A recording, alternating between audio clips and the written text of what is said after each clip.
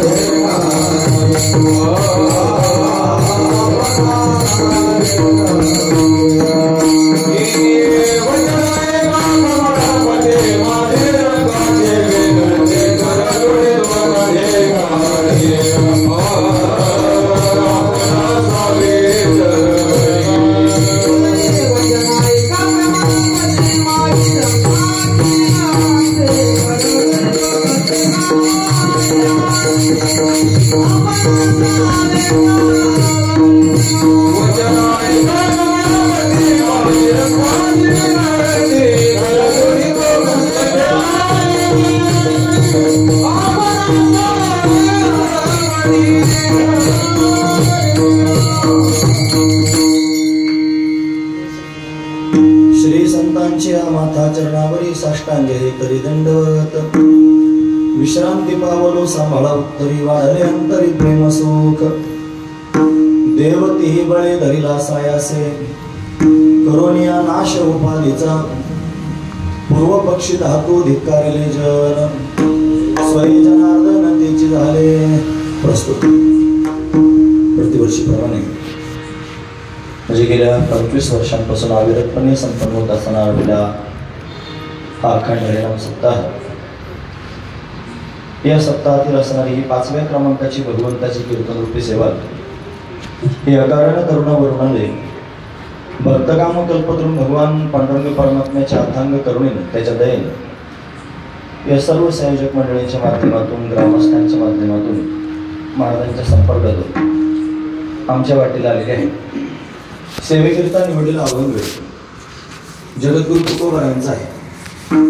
तुकोबरा अभंगाच्या माध्यमातून संत महापुरुषांनी परमात्म्याला प्राप्त करून घेतलं, देव प्राप्त करून घेतला. कशा पद्धतीने देवापर्यंत त्यांना जाता आलं त्याचं वर्णन करून सांगतात. काय सांगतात महाराज? ते म्हणतात, देव तिही बळे धरिला सायासे. देव त्यांनी बळच धरला सायास करून, असा त्याचा अर्थ आहे.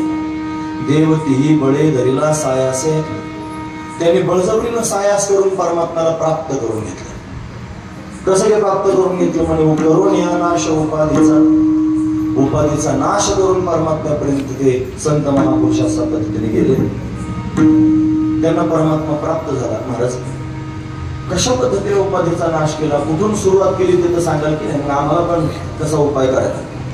ते म्हणजे पूर्व पक्षी धातू धिक्कारिले जन, स्वयं जनार्दन तेची झाले. पूर्व पक्षी म्हणजे सुरुवातीला, धातू म्हणजे त्यांनी धन संपत्ती, सोनं नाणं संपदा या सगळ्या गोष्टी, आणि जन म्हणजे लोक, या दोन्ही गोष्टींचा त्याग केला. पूर्व पक्षी धातू धिक्कारिले जन, त्याचा धिक्कारच करून टाकला. आणि मग काय झालं? स्वयं जनार्दन तेची झाले, ते स्वतःच देव झाले, देवत्वापर्यंत जाऊन पोहोचले. का बरं? हे असं त्यांना करावं लागलं कळलं म्हणजे महाराज. त्याने देव प्राप्त करून घेतला, बळच प्राप्त करून घेतला, सायास करून प्राप्त करून घेतला, उपाधीचा नाश करून प्राप्त करून घेतला, धातूचा त्याग करून प्राप्त करून घेतला, जनाचा त्याग करून प्राप्त करून घेतला. आम्हाला कळलं, आम्ही लगेच निघालो. लगेच नाही होणार, होईल परमात्मा प्राप्त, पण लगेच कसं काय होईल? मग त्याला काही वेळ लागेल ना.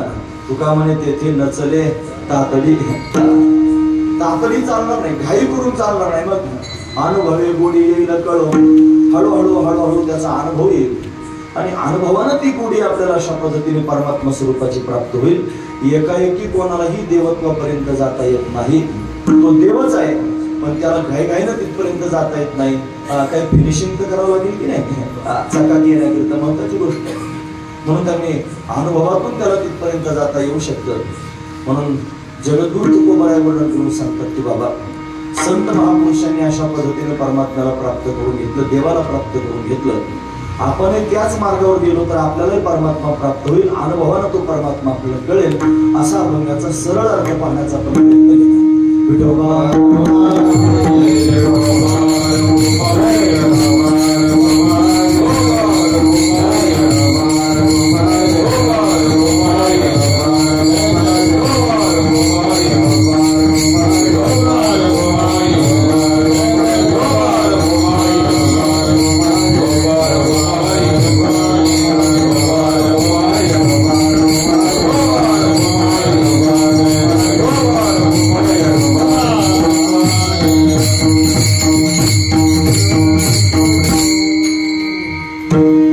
देवतेही बळे धरिला सायासे करोनिया नाश उपाधीचा पूर्व पक्षी धातो धिकारिले जन स्वय जनार्दन तेची झाले.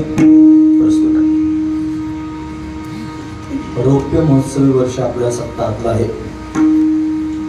म्हणजे 2 तप होऊन 1 वर्ष जास्त झालेलं आहे.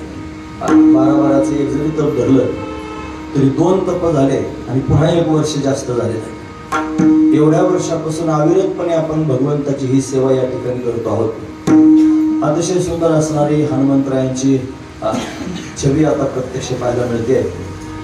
आणखी त्यांनी दत्त प्रभू आहेत, प्रभू रामचंद्र आहेत, भगवान विठ्ठलेश त्यांनी रुक्माई सहित उभा आहे आणि अतिशय सुंदर असणारी ही शोभा सप्ताहाची पाहायला मिळते. आणि या 25व्या वर्षाच्या सप्ताहामध्ये आम्हालाही सेवा करण्याचा हा योग जुळून आलेला आहे. तसं तर बऱ्याच वर्षापासूनची त्यांची धावपळ होती, पण कर्मधर्म संयोगानं माझ्याच भाग्यात नसेल कदाचित सेवा आणि म्हणून विलंब झाला. या वर्षी मात्र ते जुळून आलं. आपण श्रीमद भागवत कथा इथे वैकुंठवासी श्री संत रघुनाथ महाराजांच्या पुण्यतिथी प्रीत्यर्थ श्रवण केली. त्याच्यानंतर पहिल्यांदाच आपल्या सर्वांच्या समोर संवाद साधण्याचा हा प्रसंग आहे. काय बोलावं, 9 ते 11 हे कीर्तन आहे. पुढे 4 चरणाचा 5 चरणाचा अभंग घेतला की 11च्या पुढे जावं लागतं. मग सगळे लोक कंटाळून जातात, कसे तरीच तोंडाकडे पाहतात, फार अत्याचार झाल्यासारखे. त्यापेक्षा छोटासा अभंग असावा आणि थोडक्यात त्यांनी बोलून आपलं मनोगत व्यक्त करावं आणि मग तुम्हालाही सोयीचं होईल, आम्हालाही सोयीचं होईल आणि पदरातही पडेल, हा महत्वाचा विचार. म्हणून 3च चरणांचा अभंग चिंतनाकरिता निवडला. अभंग जरी 3 चरणांचा असला तरी 8 दिवस कीर्तन अभंगावर केलं तरी पण अभंग संपायचा नाही, असं त्यांनी अभंग आहे. एका चरणावर 3 दिवस बोललो तर 9 दिवसाचा कार्यक्रम एकाच अभंगावर होऊ शकतो. एवढं त्यांनी समर्थ असणार हा अभंग. याच्यापेक्षाही महापुरुष अजूनही त्यांनी महाराज बोलू शकतात. दांडेकर मामांनी ओम नमोजे आत्यामध्ये ओमवरच 6 महिने प्रवचन केलं होतं. नुसत्या ओमवरच 6 महिने प्रवचन. असं त्यांनी होऊ शकतं किती बोलायचं ठरलं तरी. आमचे बाबा बाळनाथगडावरून त्यांनी दिल्लीचं प्रस्थान झालं की पंढरपुरापर्यंत एकच अभंग घ्यायचे आणि एकाच अभंगावर त्यांनी 15 दिवसाची दिंडी असायची. 15 दिवस एकच अभंग सोडवायचं. असे त्यांनी कितीतरी अभंग बाबांच्या मुखातून ऐकलेले मला आठवतात. म्हणून त्यांनी परमपूजनीय आदरणीय प्रातस्मरणीय संत चरणरज गुरुवर्य छगन महाराज बाळनाथगडावरचे बाबा ज्यांच्या पद्धतीने मी कीर्तन करतो, म्हणून त्यांनी त्यांची ही परंपरा म्हणून अतिशय गोड चिंतन बाबांनी त्यांनी मांडावून 15 दिवस मांडलं. अशा मुद्द्यावर आणून कीर्तन सोडायचं की आता लोकांना वाटलं पाहिजे बाबा काय सांगतील आणि मग म्हणायचं आता आपण उद्या बघू. मग ते दिवसभर रस्त्याने चालताना तेच चिंतन, उद्या बाबा काय सांगतील, उद्या बाबा काय सांगतील. अशी त्यांनी उत्कटता त्यांनी अशा पद्धतीने अभंगाविषयी लागायची. एका अभंगामध्ये कितीतरी सार गच्च भरलेला आहे. आणि खरं तर कीर्तनकार अभंग सोडवतो म्हणजे त्याचा मूळ अर्थच सांगतो असं नाही, तो त्याच्या बुद्धीप्रमाणे विश्लेषण करतो. न जाणू तुकोबारायांच्या मनात आणखी काय अर्थ त्यांनी गर्भित असेल माहित नाही, पण तो मात्र त्यांनी आपल्या कुवतीनुसार, आपल्या पात्रतेनुसार, आपल्या योग्यतेनुसार आणखी सगळ्यांच्या समोर मांडायचा प्रयत्न करतो. म्हणून सर्वांगीण सिंहावलोकन करून जर अभंगाकडे पाहिलं तर अभंग त्यांनी सांगतो परमात्म्याची प्राप्ती. अभंग सांगतो परमात्म्याची प्राप्ती. 25 वर्षापासून आपण सप्ताह करतो. 25 वर्षापासून आपण हे सगळंचे सगळं वैभव या ठिकाणी उभं केलेलं आहे. कशाकरिता? याचं काय उत्तर आहे? लोकांनी चांगलं म्हणावं म्हणून, सप्ताह फार मोठा करायचं म्हणून, लोकांकडून वर्गण्या करून त्यांनी शेवटी भंडारा घालायचं म्हणून. कशाकरिता?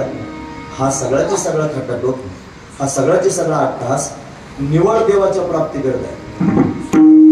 काहीच मिळवायचं नाही, काही काय करायचं नाही, फक्त देव प्राप्त करून घ्यायचं. असा ज्याचा निर्मळ भाव आहे ना महाराज, तो निश्चित देवापर्यंत जाऊ शकतो. ज्याला फक्त देवच पाहिजे ना त्याला देव भेटतोच महाराज. आपल्याला का बरं अजून देव भेटला नसेल? ज्याला भेटला असेल त्याच्यासमोर माझं साष्टांग दंडवत. पण का नसेल आपल्याला भेटला? आपल्याला फक्त देवच नाही पाहिजे. तुम्हाला कळतं का माझं म्हणणं? तुम्ही ऐकता ना सगळेजण? आपल्याला फक्त देवच नाही पाहिजे, मग देवा वाचून बाकीचं गबाळ सुद्धा पाहिजे. गबाळा करता जास्त अट्टहास आहे मला. खरंच म्हणजे त्याला त्यांनी प्रपंचातल्या सगळ्या गोष्टी जमा करायच्या. त्याला हे पाहिजे, त्याला ते पाहिजे, त्याला फलानं पाहिजे, त्याला पिस्तानं पाहिजे, त्याला तिस्तानं पाहिजे, सगळं पाहिजे असल्यानंतर त्याला देव पाहिजे. मग देव हा त्यातली त्यात पाहिजे. त्यातली त्यात पाहिजे देव. ज्यांना त्यातली त्यात देव पाहिजे त्याच्या बापाच्यानं सुद्धा देव भेटायचा नाही महाराज. खरं सांगतो मी. अभंग प्रमाण सांगू का आपल्या अंगावर मला नको? काय त्यांनी अभंगाचं? हे प्रपंच परमार्थ संपादन दोन्ही एकही निदानी न घडे त्यासी, दोही पेवावरी ठेवू जाता हात, घडे अपघात शरीराचा. महत्वाची गोष्ट आहे.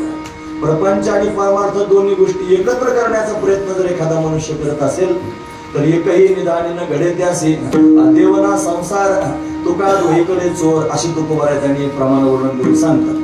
तर देवही प्राप्त होत नाही, परमात्माही प्राप्त होत नाही. मग एका वेळेला एकच त्यांनी पाहिजे. चिमणी त्यांनी महाराज दाणी शोधायला निघाली आणि रस्त्याने चालता चालता तिला तांदूळ भेटला. तांदूळ फार चांगलं झालं म्हणजे उतरली खाली, तांदूळ टिपला म्हणजे घेतलाच होते.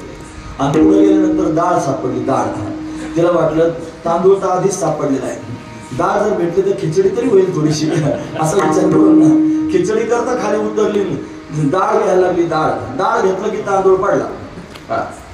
अरे मग तांदूळ पडला, परत तांदूळ घ्यायच्या विचारात पडली, मग परत डाळ पडली. असं जन्मभरे करीत राहिली तरी दोन्ही एका वेळेला साधायचं नाही. तसं त्यांनी प्रपंच आणि परमार्थ एकाच वेळेला साधणारी जी मंडळी आहेत ना, त्यानं ते सहजासहजी साधण्यासारखं नाही. ते त्यांनी महाराज फार कठीण प्राय आहे, दुस्तर आहे, हा महत्वाचा विचार. शहाजूक लोक सांगतात सुद्धा लोकांना उपदेश करून. ते म्हणतात त्यातली त्यात करत जा, प्रपंच करावा चांगला आणि परमार्थही करावा. सगळं त्यांनी त्यातली साधू संतांनी नाही का, ते गृहस्थाश्रमी नव्हते का? तुकाराम महाराजांनी, नामदेव महाराजांनी आणि सगळ्या त्यांनी गोरोबा काकांनी, सावता महाराजांनी, सेना महाराजांनी, सगळ्या संतांची नावं सांगायची. प्रापंचिक त्यांनी संतांची जेवढ्यांना प्रपंच होतं सगळ्यांची नावं सांगायची. या सगळ्यांनी नाही का प्रपंचात राहून परमात्मा प्राप्त करून घेतला. आणि पण त्यांच्या याद्या सांगत असताना थोडा अंतर्मुख होऊन विचार केला पाहिजे. आपण तुकोबारायचं नाव छातीला हात लावून सांगतो लोकांच्या समोर, त्यांनी प्रपंचात राहून परमार्थ केला. अरे त्यांना आयुष्यच किती मिळालं? फक्त 41 वर्ष आपल्या भूमंडळावर राहिले आणि सदैव वैकुंठाला निघून गेले. 41च वर्ष राहिले. या 41 वर्षाच्या कालखंडामध्ये प्रपंच किती दिवस केला असेल आणि परमार्थ किती दिवस केला असेल? अरे ते कायमच भामचंद्रावर, कायमच घोराडा डोंगरावर, कायमच भांडारा डोंगरावर. कधी त्यांनी कोणी विचारलं तुकाराम महाराज बरोबर भांडारा डोंगरावर. अरे मग ते कायम भांडारा डोंगरावर राहत होते. बरं प्रपंचाची यादी सांगू का मी तुमच्या समोर? पहिल्या पत्नीचं नाव होतं रुक्माई, दुसऱ्या पत्नीचं नाव होतं जिजाई, त्याच्यानंतर त्यांनी महाराज एक मुलगी होती काशीबाई, नंतर भागीरथी, नंतर गंगा, मुलगा झाला संतू, दुसरा झाला महादेव, तिसरा झाला शंकर. किती झाले? आता हे 8 लोक मी सांगितले तुमच्या समोर. त्यांचाच परिवार, ते धरून 9 झाले. एवढे लोक परिवारात आहेत आणि हे कायम भांडारा डोंगरावर आहे. मग कसा प्रपंच करीत असतील? विचार करण्यासारखा मुद्दा मी मांडतोय. म्हणजे नामदेव महाराज गृहस्थी होते, त्यांनी गृहस्थाश्रमात राहून परमात्म्याची प्राप्ती करून घेतली. अरे कसा गृहस्थाश्रम असेल? 18 वर्ष घरदार सोडून पंजाबात भगवंताच्या भक्तीचा प्रचार करत फिरले. कसा प्रपंच पाहिला असेल? थोडा विचार करा ना. त्यांच्या आईचं नाव होतं त्यांनी महाराज गोनाई, त्यांच्या वडिलांचं नाव होतं दामाशेट्टी, त्यांचं नाव होतं नामदेव, पत्नीचं नाव होतं राजाई. किती झाले? 4 झाले. त्यांना 4 मुलं होते, नारा, विठा, माधा, गोंदा. हे 4 त्यांनी 4 आणि 4 8 झाले. त्या 4 मुलांचे 4 बायका म्हणजे किती झाले? 12 झाले. त्याच्यानंतर त्यांनी महाराज अशा पद्धतीनं त्यांना एक बहीण होती आऊबाई, त्याच्यानंतर मुलगी होती लिंबाई. किती झाले? आता 14 झाले. आणि जनाबाई 15वी. किती लोक झाले घरात? 15 लोकांचा परिवार होता. आणि नामदेव महाराज पंजाबात होते. कसा प्रपंचात राहून परमार्थ केला असेल? माझं म्हणणं ऐका सगळे. मी फार महत्वाचं सांगतोय, तुम्ही लक्षपूर्वक ऐका. अरे प्रपंचात राहून जर परमार्थ करायचं असतं हे प्रपंचाला चिकटले नसते का? पण ग्रह प्रपंच जरी देव जोडे तरी का सेवकी गिरीकडे, राज्य टाकून गेले थोडे, ते काय वेडे म्हणावे महाराजांचं प्रमाण आहे. म्हणून ग्रहप्रपंच जरी देव जोडे घरात बसून जर देव भेटत असतात तर ते कशाला गिरी कंदरात फिरले असते. हे घरात बसून परमार्थ करायचं फॅड लोकांनी काढलं. ते म्हणजे नाही त्यात काय मग घर कोंबडे घरातूनच बाग देतात कुकू चिकू. घरातून बाहेर निघायचंच नाही, जागेवर कुकू चिकू आहे मला. आणि त्यांना वाटतं देव भेटावं, घरात बसून बाजावर मस्तपैकी थाटात सगळा कार्यक्रम चालू आणि मग देवाची त्यांनी प्राप्ती होते. अशानं देव भेटत नाही मायबाप. देव काही बाजारचा भाजीपाला नाही, देव काही रस्त्यावर पडलेला नाही, देव काही आपल्या बापाचा नोकर नाही. तो वाटेल त्यावेळेला आपल्याला भेटायला. तो भेटण्याकरिता त्यांनी सायास केले, त्यांनी बळ लावलं, त्यांना कष्ट सहन करावे लागले. आपल्या जीवनात काय कष्ट आहेत थोडा विचार करा ना महाराज. उलट त्यांनी सामान्य लोक काय परमार्थ करत असतील गोष्ट वेगळी. सगळ्या लोकांना त्यांनी परमार्थिक दृष्टिकोनातून पाहायचं म्हणलं का आमच्याकडे पाहतात बुवा लोक परमार्थिक आहेत. म्हणजे बाकीचे सगळे ऐकणारे लोक जे आहेत की नाही ते श्रोते आहेत आणि त्याच्यापेक्षा सांगणारा जो वक्ता आहे तो श्रेष्ठ परमार्थिक मानला जातो. मग श्रेष्ठ परमार्थिक माणसाकडे किती वैराग्य असलं पाहिजे खरं सांगा. त्याने किती कष्ट सहन करायला पाहिजे खरं सांगा. आम्ही तुपाशिवाय खात नाही, आमच्या हाताचं तूप निघत नाही किती वारे पाणी टाकलं तरी. असं त्यांनी चमचमीत आम्हाला खायला लागतं. बरं त्यांनी आमच्या समोर पाय घड्या घालायला लागतात. बरं आम्हाला काही कष्ट नाहीत, मला आम्हाला बसायला गाडी असते, भुरकन जायचं. बरं गाडीत गरम होणार म्हणलं की एसी चालू करायचा. परमात्मा असं भेटेल का? नाही ना महाराज. अशानं परमात्मा भेटायचं नाही. परमात्मा भेटण्याकरिता कष्ट आहे, परमात्मा भेटण्याकरिता सायास आहे. हे सगळं त्यांनी वर्णन कोणाकरिता चाललेलं आहे तुम्ही ऐका ना सगळेजण. ही माझी बडबड कोणाकरिता चालली? ज्याला देव पाहिजे त्याच्याकरिता, तुमच्याकरिता नाही. तुम्ही म्हणता आमच्याकरिता, फक्त तुमच्याकरिता नाही. तुमच्या मनात जर भाव असेल मला देव पाहिजे तर त्याच्याकरिता चाललेली ही बडबड आहे. म्हणजे ज्याला देव पाहिजे त्याच्याकरिता हे चिंतन आहे. आता ज्याला देवाशी काही घेणं देणं नाही त्याला त्यांनी माझं चिंतन म्हणजे ओकारी आल्यासारखं वाटेल. खरं सांगतो मी तुम्हाला, त्याला त्याच्याशी काही घेणं देणं नाही महाराज. एखादं चुकीचं जर औषध दिलं तर ढाळ व्हायची सुद्धा शक्यता असते. म्हणून त्यांनी महाराज ज्याला प्रपंच साधायचा आहे, देवाच्या माध्यमातून प्रपंच साधायचं हे नाटक आहे महाराज मोठं. परमार्थिक व्हायचं, देवाच्या समोर जायचं, घंट्या वाजवायच्या. त्याला त्यांनी महाराज नारळ फोडायचे आणि त्याच्या पुढे त्यांनी साखर वाटायची आणि काय म्हणायचं, देवा माझं एवढंच असं असतं चांगलं होते. म्हणजे काय झालं याचा अर्थ, तो देव झाला साधन आणि तुम्हाला जे प्राप्त करून घ्यायचं अमुक धमुक फलानं ते झालं साध्य. म्हणजे तुमचा कशाकरिता अट्टहास आहे ते प्राप्त करून घेण्याकरिता. म्हणजे तुमचं साध्य काय झालं प्रपंच आणि परमात्मा काय झालं साधन. मग परमात्म्याला जोपर्यंत साधन समजाल आणि परमार्थाच्या माध्यमातून प्रपंच साध्य करण्याचा प्रयत्न कराल त्याला देव कधीच प्राप्त व्हायचा नाही. लक्षात ठेवा, देव कधीच प्राप्त व्हायचं नाही. देव जर प्राप्त करून घ्यायचा असेल तर त्याला साध्य देव करावा लागेल. देव हा साध्य करावा लागेल. मला काहीच नको, मला फक्त देव पाहिजे. एका आईला 2-3 लेकरं झाले होते बरं भाऊ. हे तुम्ही हे म्हणले, तुम्ही जसे तुमच्या भाऊला भाऊ म्हणतात तसे आमच्या भाऊला आम्ही भाऊ म्हणतो. मग मलाही वाटलं तुम्हाला आता भाऊच म्हणायचं. मग माझ्या भाऊची आठवण झाली तुमच्याकडे कोण असू द्या. लक्ष पुढं काय, एका आईला 3 लेकरं झाले महाराज. एक जरा थोडं जाणतं होतं, रडायला लागलं. हातातलं काम टाकून आई आली. काय पाहिजे मला, तुला का रडतो? मला भूक लागली म्हणला. आईने त्याला लाडू दिला खायला. तो लाडू घेतला, रडायचा थांबला, खेळायला लागला. दुसरं रडायला लागलं, त्याच्यापेक्षा जरा लहान होतं. काय झालं बाळा तुला रडायला? आई आली. काही खायचं का तुला? खायला नको म्हणलं. मग त्याच्या हातात एक खुळखुळा दिला. ते खुळखुळा दिला वाजवायला लागलं मला. जसं खुळखुळा वाजायला लागला तसं ते हसायला लागलं. आईला वाटलं बस खेळायला लागलं. आई त्याचं काम करायला निघून गेली. आता तिसरं जरा नेमकं होतं, लहान होतं आणि ते रडायला लागलं. आई आली. आल्यानंतर तिनं बाळाला मांडीवर घेतलं आणि मांडीवर घेऊन त्याच्या हातात लाडू देऊन पाहिला, फेकून दिला. त्यानं खुळखुळा देऊन पाहिला, फेकून दिला.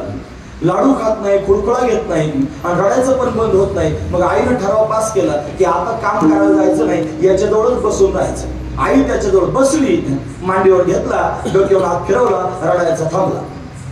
खरं सांगा आई किती जणांची? 3 कोणाजवळ थांबली? लहान. का बरं? त्याला लाडू पाहिजे होता का? नाही. त्याला खुळखुळा पाहिजे होता का? नाही. त्याला कोण पाहिजे होतं? आई पाहिजे होती. मग लाडूवरचे खुळखुळ्यावरचे त्याला आई भेटली का? नाही. तुमच्या नाही लक्षात आलं का? हा महत्वाचा मुद्दा. अरे आपल्याला जर देवच पाहिजे असेल तर देवाचाच विचार केला पाहिजे. आपण सारे लाडूवरचे खुळखुळ्यावरचे. देव हुशार आहे म्हणा, तुम्हाला लाडू पुरवतो खुळखुळे पुरवतो बसा वाजवे. मग मी नाही भेटणार, देव नाही भेटणार माझा. अशा ज्या दिवशी मन म्हणेल देवच पाहिजे त्या दिवशी देव भेटेल महाराज. असा नाही भेटणार. ज्या दिवशी अंतर्मन म्हणेल की आता जगातलं काहीच नको, आता फक्त परमात्मा पाहिजे, ती बायको नको, ती मुलं नको, तो प्रपंच नको, घरदार संपत्ती वैभव प्रतिष्ठा नाव लौकिक काहीच नको, तो देव पाहिजे, अशी भावना ज्या दिवशी अंतःकरणातून निर्माण होईल आणि त्या दिवशी देवाला कळेल की याला आता दुसरं कोणीच नको, मी पाहिजे. जसं तिसऱ्या लेकराकरिता आई ते ठामपणे खाली बसली, त्याला जवळ घेतलं, तसा देव आपल्याकरिता ठामपणे आपल्या जवळ येऊन बसेल आणि हृदयाला लागेल. याच्यापेक्षा काय पाहिजे मला? देव जर पाहिजे असला तर याच भावना फार महत्वाची गोष्ट. थोडंसं ऐकू द्या ना. तर माझा घसा खराब झालाय, सिस्टीम फार चांगली लागलेली आहे, पण नरडच माझं खराब आहे, काय मशिनी पाय दिल्यासारखे त्याला होते. असू द्या. म्हणून आई पाहिजे म्हटलं की ती आई बाळाजवळ अशा पद्धतीने थांबते. जसं त्यांनी मला देव पाहिजे असं जर आपण म्हणलो की त्यांनी देव आपल्याजवळ थांबू शकतो, महत्वाची गोष्ट आहे. म्हणून मनामध्ये फुलगाड बांधली पाहिजे की मला देव प्राप्त करून घ्यायचा. इथं बसलेले जेवढे सगळे लोक आहेत आणि माझा आवाज ज्यांच्यापर्यंत जात असेल, जे लांब बसून कीर्तन ऐकत असतील, त्या सगळ्या लोकांनी माझ्या शब्दांकडे लक्ष द्यावं आणि स्वतःच्या मनाला प्रश्न विचारा की खरंच आपण देव पाहिजे म्हणून परमार्थाला सुरुवात केली काय? ज्यानं केली असेल त्याच्यासमोर माझं 1000 वेळा दंडवत. मला त्याचं काहीच उन्हदुन काढायचं नाही. पण माळ गळ्यात घातली, गंध कपाळाला लावला, पारायणाला बसला, वारीला गेला, या सगळ्या गोष्टी केल्या, हे कशाकरिता केलं असं जर प्रश्न विचारला तर त्याचं उत्तर एकच आहे, देव प्राप्त करून घेण्याकरिता केलं. हे देवाच्या प्राप्तीकरिता जर आपण निघालो असलो तरच आपण त्याने खऱ्या अर्थानं पारमार्थिक आहोत. नाही तर आमचे भाऊ म्हणायचे कहा गए तो कहा नाही, क्या लाया तो कुछ नाही. कुठे गेले म्हणे कुठं नाही, काय आणलं म्हणे काहीच नाही. मग गेला कशाला होतास? जन्मभर गण लावला, जन्मभर माळ घातली, जन्मभर वाऱ्या केल्या, जन्मभर पोथ्या वाचल्या आणि देवाच्या प्राप्तीचा तपास नाही. देवाच्या प्राप्तीची इच्छाच मनात निर्माण झाली नाही. देव भेटतो ही सुद्धा कल्पना मनाला शिवली नाही. देव भेटत असतो ही सुद्धा कल्पना मनात आली नाही. काही बरेच असे माळकरी मी पाहिले प्रत्यक्ष, कीर्तनात खोटं बोलायचं नाही, 50 वर्षाच्या माळी गळ्यात घातलेल्या आहेत, पण अजून मनामध्ये त्यांनी पक्का विश्वास नाही. देव असला म्हणजे बरं होईल अशी भावना पोटात आहे. माळा 50 वर्षाच्या, पण देवाच्या अस्तित्वावरच विश्वास नाही. हा महत्वाचा विचार. म्हणून सगळ्यात आधी मायबाप माझे काही मुद्दे सगळ्यांनी अंतःकरणाच्या पटलावर कोरून ठेवा, याची गरज आहे. मला सूत्र आहेत, मी सूत्र तुमच्या समोर सांगतो. पहिलं सूत्र सांगतो ऐका. जगामध्ये देव आहे याची शाश्वती मनात निर्माण करा. देव आहे ना माझ्या जगामध्ये? देव असे अनेक प्रमाण मला सांगते, देव आहे, देव आहे, हृदय मंदिरी शोधणी प्रमाण आहे. देव आहे, आपल्या हृदयात परमात्मा त्याने राहतो. तो हृदय मंदिरात शोधून बघा, तुम्हाला परमात्मा सापडेल. देव आहे पहिलं सूत्र झालं, लक्षात ठेवण्यासारखं. म्हणजे आता परत मागे फिरायचं नाही, जगामध्ये देव आहे, पहिला मुद्दा झाला. दुसरा मुद्दा सांगतो, देव भेटत असतो. देव भेटत असतो महाराज, खरं का खोटं? आता खरंय. कशावरून? आता पुढचा प्रश्न, कशावरून? अहो ध्रुवाला भेटला ना, प्रल्हादाला भेटला की नाही, ज्ञानोबरायांना भेटला की नाही, तुकोबरायांना भेटला की नाही, नाथ महाराजांना भेटला की नाही, सावतोबांना भेटला की नाही, कोणाकोणाला नाही भेटलं ते सांगा. या सगळ्यांनाच भेटला. म्हणजे देव भेटत असतो हा विश्वास पक्का मनात ठेवा. देव आहे, देव भेटत असतो. दुसरा मुद्दा झाला. आता तिसरा मुद्दा आहे, तो सगळ्यांच्या हिताचा आहे. लक्षपूर्वक आहे का? हे सगळेच मुद्दे हिताचे आहेत, पण विशेष रूपाने अंडरलाईन करण्यासारखं आहे. देव मला पण भेटू शकतो. सगळ्यांनी छातीला हात लावून म्हणावर एकदा, देव मला पण भेटू शकतो. लाजू नका, खरंच म्हणा, देव मला पण भेटू शकतो. याला कीर्तन म्हणू नका, याला साधनेचं शिबिर म्हणा. साधनेचं शिबिर म्हणा आणि त्याच्यावर आरोप आम्हाला जिकडे इकडे कुठंच मन तुमचं जाऊ देऊ नका. मी 11 वाजेपर्यंत तुमच्या समोर बाकीचं काहीच बोलणार नाही. फार मुद्द्याचे महत्वाचे मुद्दे तुमच्या समोर मी मांडते, गरजेचे मुद्दे मांडते. बघा ना, हा आत्मविश्वास आपल्या अंतर्गणात असला पाहिजे. मला सुद्धा देव भेटू शकतो. स्वतःला कमी समजू नका, स्वतःला सामान्य समजू नका. आपल्याला देवाने जन्माला घातले त्याची भेट घडवून देण्याकरिताच. देवानं आपल्याला प्रपंच करण्याकरिता जन्माला घातलं नाही, प्रपंच आपण स्वतःहून स्वीकारलाय. आपण प्रपंचाच्या मागे त्यांनी पळतो. खरा आपला जन्म त्यांनी प्रपंच करता नाही, परमात्म्याच्या प्राप्तीकरिता झालेला आहे. देवी तिला देह भजन करण्याकरिता मिळाला. याच्यात इंद्रिय दिली भगवंताने. कशाकरिता दिली? इंद्रिय हात पाय कान डोळे मुख बोलाया वचन जेणे तू जोडसी नारायण. इंद्रिय कशाला दिले? देवाच्या प्राप्तीकरिता दिले. याच्यात आयुष्य दिलं. कशाकरिता? आयुष्याच्या साधने सच्चिदानंद पदवी घेणे एवढा अधिकार नारायणी कृपा अवलोकने दिला. अरे देह दिला देवाच्या प्राप्तीकरिता, इंद्रिय दिली देवाच्या प्राप्तीकरिता, आयुष्य दिलं देवाच्या प्राप्तीकरिता, अरे बुद्धी दिली देवाला जाणण्याकरिता. सामान्य जीवांना काय बुद्धी नाही का? आहे ना महाराज. त्यांना आहार, निद्रा, भय, मैथुन सर्व योनी समसमान, परी मनुष्य देहेचे ज्ञान विशेष दान त्या होणे. बुद्धीमध्ये ज्ञान प्रगट होतं, महत्वाचा विचार आहे. म्हणून मी ओळी सांगतो तुम्हाला. ज्ञानोबा म्हणतात बुद्धी निश्चय आत्मज्ञान ब्रह्मरूप भावी आपणा आपण ब्रह्मनिष्ठा राखे पूर्ण तत्परायण अहर्निशी. बुद्धी दिली भगवंताच्या प्राप्तीकरिता. हे सगळेची सगळे साधनं देवाने आपल्याला दिले, हे भगवत प्राप्तीकरिता दिले. महाराज म्हणतात ना, नरदेह निधान लागले हाती उत्तम सार उत्तम गती देवची होईल म्हणते ते होती तरी का चित्ते न धरावे. अरे याच्या माध्यमातून देव होता येतं, देव प्राप्त करून घेता येतो. त्याच्याकरिताच हे साधन आहे. फक्त आपला आत्मविश्वास असला पाहिजे आणि त्या आत्मविश्वासाने आपण निघालं पाहिजे. फार महत्वाची गोष्ट आहे. आत्मविश्वास जर पक्का नसला, किती प्रवास केला तरी तुम्हाला डळमळीतपणा देवापर्यंत न्यायचा नाही. मला पोरग पेपर देऊन आलं आणि आल्यानंतर त्याला विचारलं, बाळा तुला किती मार्क पडतील? ते जर का म्हणलं मला 35 मार्क पडतील, समजा हे पास होणार नाही, हे नापास.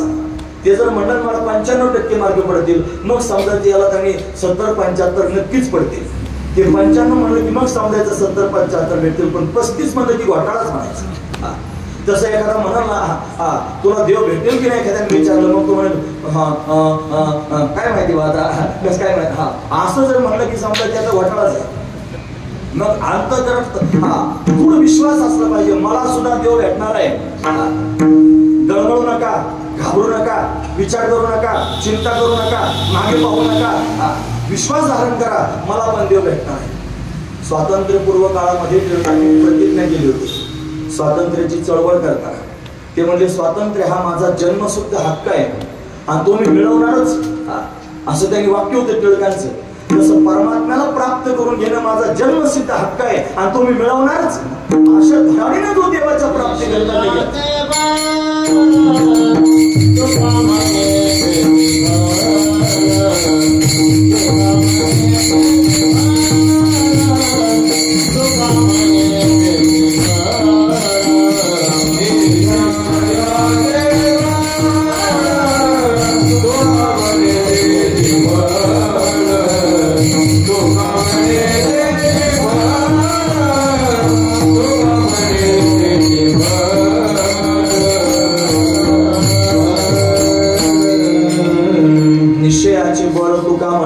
फळ तुम्ही निश्चय केलात की तेच फळ आहे माझं. म्हणून इथं बसलेल्या सगळ्या लोकांनी माझं म्हणणं ऐका. तुम्ही ऐकतात ना सगळेजण, इकडे इकडे पाहू नका, माझ्याकडे बघा. मी गरजेची गोष्ट सांगते. किती सूत्र झाले आपले? पहिलं सूत्र झालं जगामध्ये देव आहे, विसरू नका, गरजेची गोष्ट आहे. जगामध्ये देव आहे. नंबर 2, देव भेटत असतो. ध्रुवाला प्रल्हादाला ज्ञानोबा तुकोबारांना भेटला, हा त्यांचा पुरावा आहे, उदाहरण आहे मला. नंबर 3, मला सुद्धा देव भेटू शकतो. आपल्याला देव भेटू शकतो मला. खरं सांगा, आपल्या देशाच्या राष्ट्रपती श्रीमती मुर्मू आहे ना, द्रौपदी मुर्मू असं त्यांचं नाव आहे. ते आपल्याला भेटू शकतात की नाही? अवघड प्रश्न नाही, सोपा प्रश्न आहे. पोरांनो, आपल्याला राष्ट्रपती भेटू शकतात का नाही? भेटू शकतात. मग त्यांना जर भेटायचं असलं तर आपल्या मनामध्ये काय असलं पाहिजे? काय पाहिजे? ते त्याच्या पुढचा मुद्दा आहे. थोडं हुशार आहेत मला, खरं सांगतो मी तुम्हाला. राष्ट्रपती तुम्हाला भेटू शकतात, पण तुम्ही भेटायला गेले का? नाही. का बरं नाही गेले? तुम्हाला भेटायची इच्छा झाली नाही. तुम्हाला भेटू शकतात की नाही? भेटू शकतात. तुम्हाला भेटण्याची इच्छा झाली नाही. तुमच्या मनात जर राष्ट्रपतींना भेटण्याची इच्छा झाली तर आपल्या संविधानामध्ये तशी तरतूद आहे. आपण त्यांची प्रजा आहोत. आपण काही पद्धतीने फाईल तयार करू शकतो, त्यांची अपॉइंटमेंट घेऊ शकतो, त्यांना एकांतात भेटायला पण जाऊ शकतो. आपला मुद्दा आपण त्यांच्या समोर त्यांनी मांडू शकतो आणि त्या सुद्धा मोठ्या मनानं आपला मुद्दा ऐकू शकतात. पण आपल्या मनामध्ये आधी त्यांना भेटण्याची इच्छा असली पाहिजे. जर मुर्मू मॅडमला भेटायची तुम्हाला इच्छाच नसेल तर मॅडम तुम्हाला भेटतील का? भेटणं शक्य नाही, तसं देवाला भेटायची जर तुम्हाला इच्छाच नसेल तर देव तुम्हाला भेटेल का? नाही कळालं माझं म्हणणं? कळण्यासारखं आहे. देवाला भेटण्याची सुद्धा ज्ञान आपल्याला इच्छाच असली पाहिजे. ती इच्छा अतिशय महत्वाची आहे. म्हणून आपल्या मनामध्ये भगवंताच्या प्राप्तीची, भगवंताच्या भेटीची इच्छा आपण निर्माण केली पाहिजे.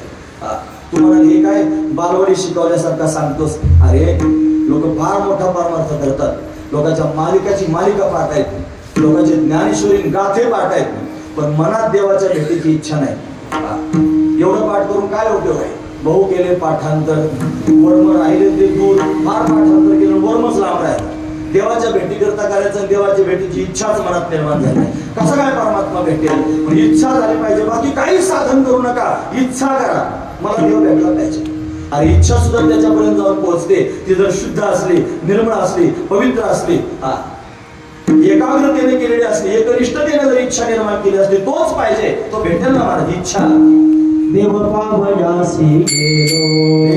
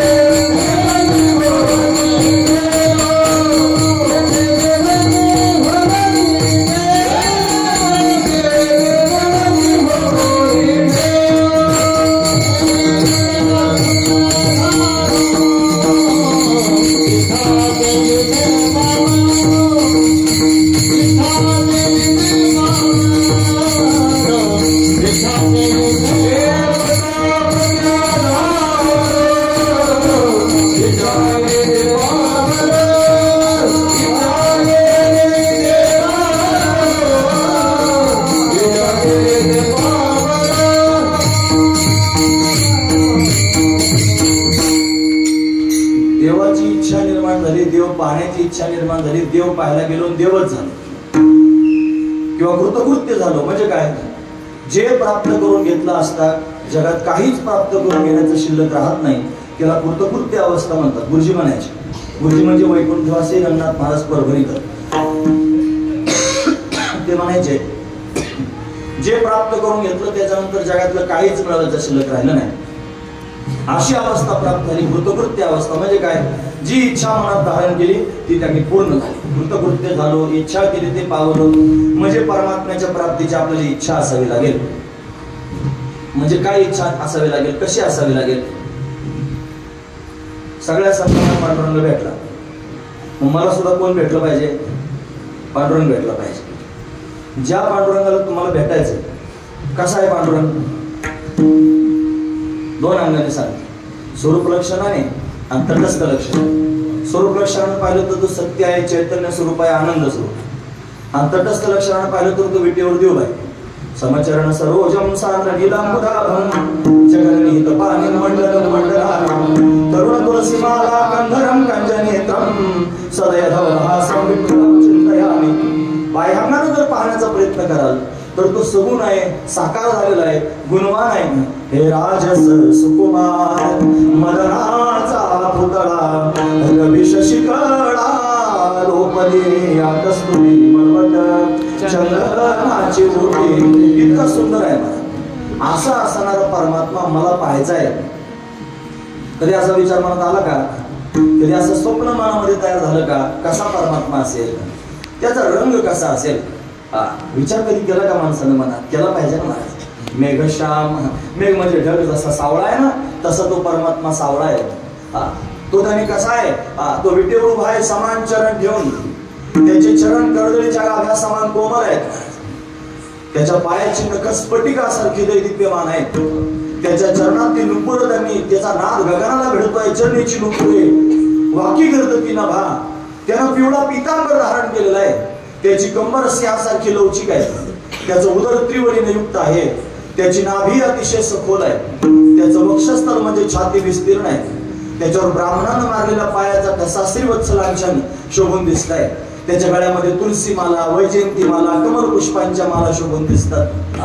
त्याच्या गळ्यामध्ये शेला घातलेला आहे, त्याने 2 हात कमरेवर ठेवलेले आहेत, एका हातामध्ये शंख आहे, एका हातामध्ये पद्म आहे, त्याच्या मनगटामध्ये त्यांनी दिव्य असणारे अलंकार आहेत, त्याच्या दंडामध्ये बाजूबंद आहेत, त्याचे कंठ त्याने अतिशय सुंदर आहे शंखासारखा, त्या कंठामध्ये त्यानं कौस्तुभमणी धारण केलेलं आहे, त्याच्या मुखकमलाची आभा काही आगळी वेगळीच आहे, त्याची हनवटी अतिशय मोहक आहे, त्याचे कपोल म्हणजे गाल अतिशय दिव्य आहेत, त्याची नासिका म्हणजे नाक सरळ आहे पांडुरंगाचं, त्याच्या भोया धनुष्याकृती आहेत, त्याचे डोळे कमला समान आनंददायक आहेत, त्याचं उंच असणारं कपाळ आहे, त्याच्यावर त्यानं मर्यागिरी चंदन लावलेलं आहे, त्याच्यावर केशराची उटी दिलेली आहे, त्याच्या मस्तकावर सोनेरी रंगाचे कुरळे केस आहेत, त्यानं मोर मुकुट धारण केलेला आहे, त्याच्या कानामध्ये मकराकार कुंडले आहेत, त्याचे ओठ कुंदरू फुलासारखे लाल आहेत, त्याचे दात रत्नांची उळी ठेवल्यासारखे सुंदर दिसत आहेत, तो स्मित हास्य करतोय, समान चरण विटेवर ठेवून 2 हात कमरेवर ठेवून समान दृष्टीने भक्तांची वाट पाहणारा तो परमात्मा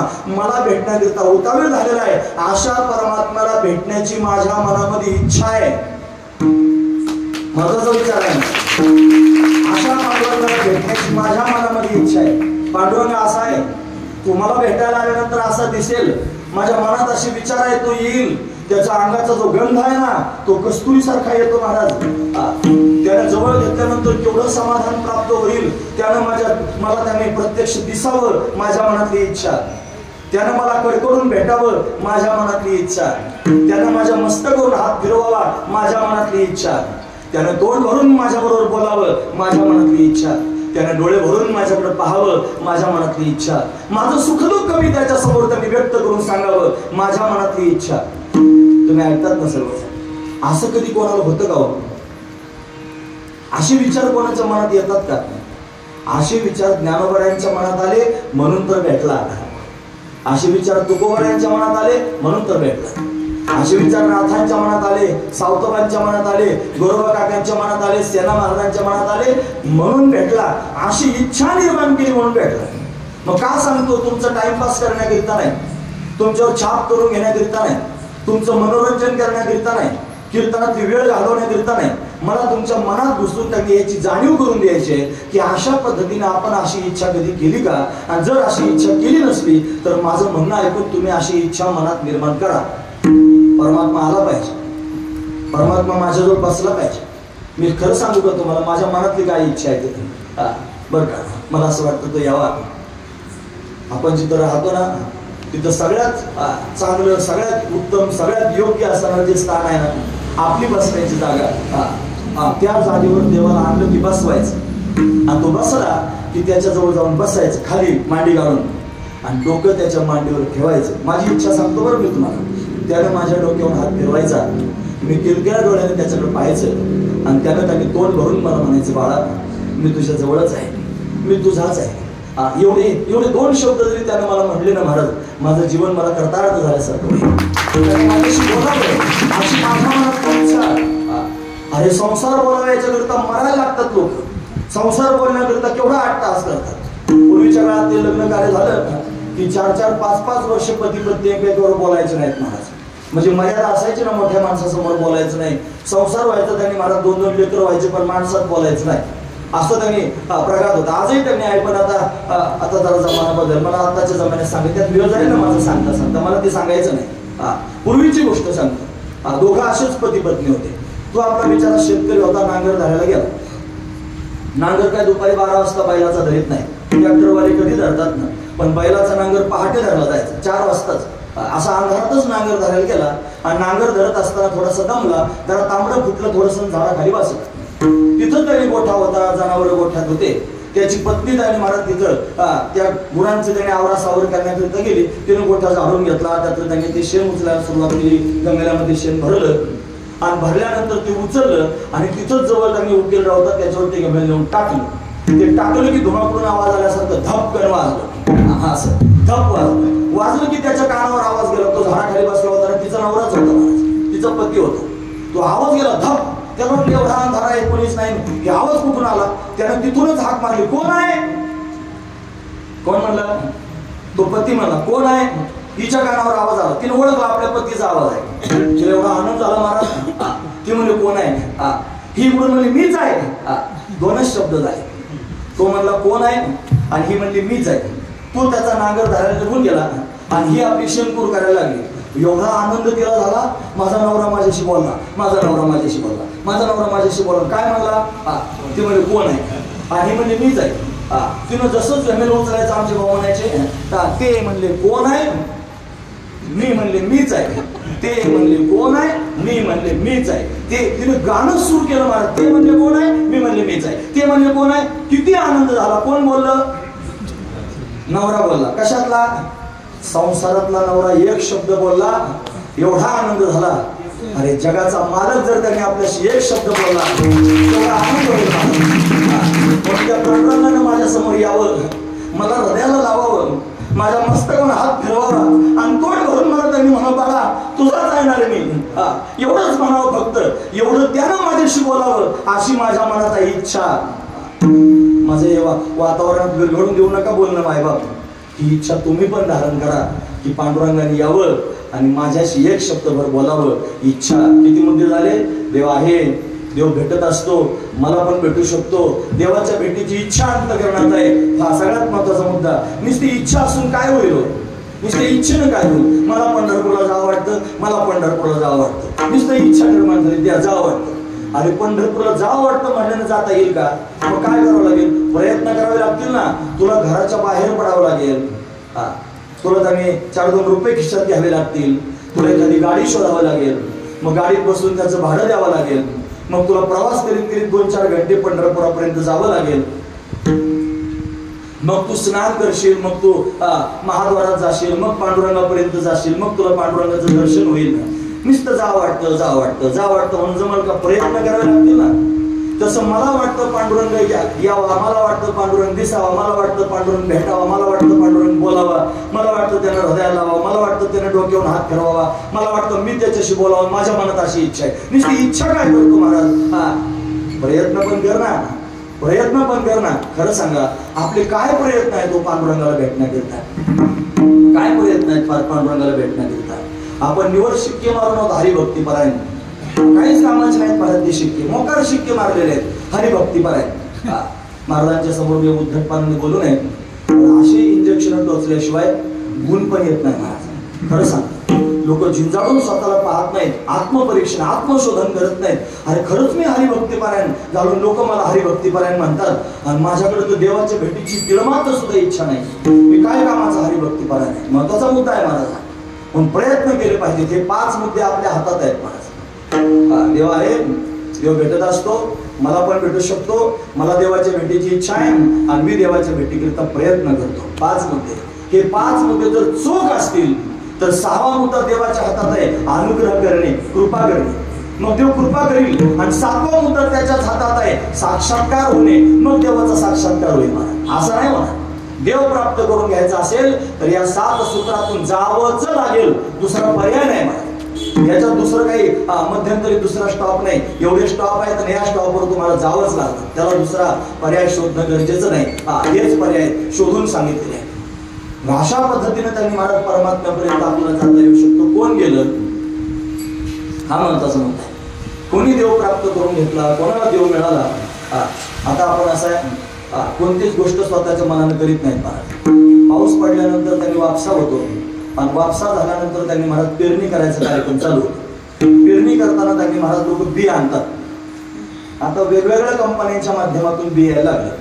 आता जे प्रचलित बी आहे सगळे लोक पहिल्यापासून पेरतात, ते डोळे झाकून पेरतात. एखादं नवीन जर त्यांनी महाराज कंपनी आली आणि त्याचं जर बाजारामध्ये ते बी आलं तर लोक लगेच त्याला स्वीकारित नाहीत. मग काय करतात?